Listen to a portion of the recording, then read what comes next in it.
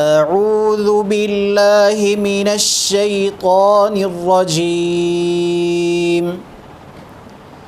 بسم الله الرحمن الرحيم.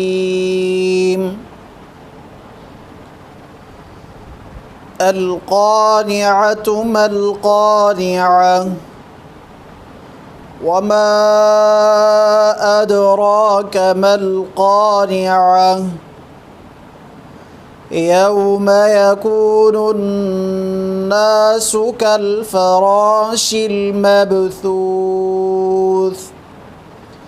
وتكون الجبال كالعهن المنفوش فأما من ثقلت موازينه فهو في عيشة راضية وأما من خفت موازينه فأمه هاوية وما أدراك ما هي نار حامية